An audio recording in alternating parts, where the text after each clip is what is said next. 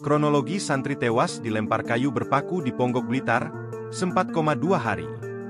Tewasnya MKA santri di pondok pesantren di Kecamatan Ponggok, Kabupaten Blitar, Jawa Timur tuai soroti publik. Insiden tragis ini terjadi pada Minggu, 15 September 2024, sekitar pukul 6 waktu Indonesia Barat. Kala itu para santri, termasuk korban, sedang berolahraga setelah melaksanakan salat subuh. Kemudian seorang ustaz mengingatkan para santri untuk segera mandi, mengingat akan ada jam kunjungan orang tua dan pelaksanaan salat duha. Biasanya, setelah salat subuh, para santri berolahraga, ada yang bermain bola, badminton, dan voli. Pagi itu, ketika sudah pukul 6 WIB, salah satu ustaz memperingatkan santri untuk segera mandi. Ujar Kasih Humas Polres Blitar Kota Ibtu Samsul Anwar, Jumat, 27 September 2024, dilansir dari Suryako ID.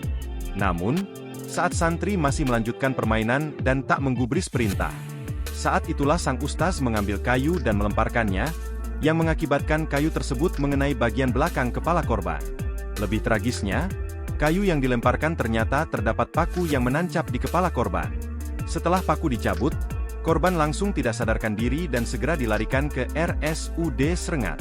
Namun, mengingat kondisinya yang kritis, ia harus dirujuk ke RSUD Kabupaten Kediri untuk penanganan lebih lanjut.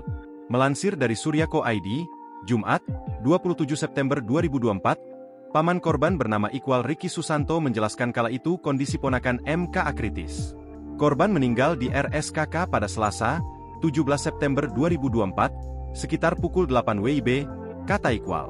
Iqbal mengatakan, peristiwa yang dialami keponakannya terjadi pada Minggu, 15 September 2024, sekitar pukul 6 waktu Indonesia Barat. Keluarga mendapat kabar dari pihak pondok sekitar pukul 7 waktu Indonesia Barat. Saat itu, pengurus pondok sudah membawa korban ke RSUD Srengat Kabupaten Blitar. Ketika sampai di RSUD Srengat, Iqbal melihat kondisi korban kritis dan dirawat di ruang IGD. Kondisi korban sempat drop dan diberi oksigen oleh rumah sakit.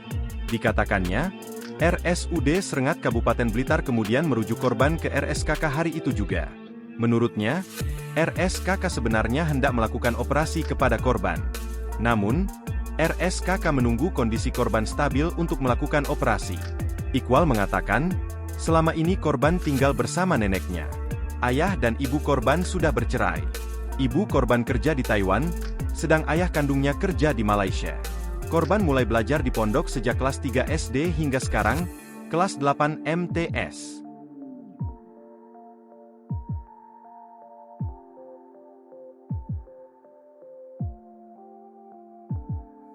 Download Tribun X sekarang, menghadirkan lokal menjadi Indonesia.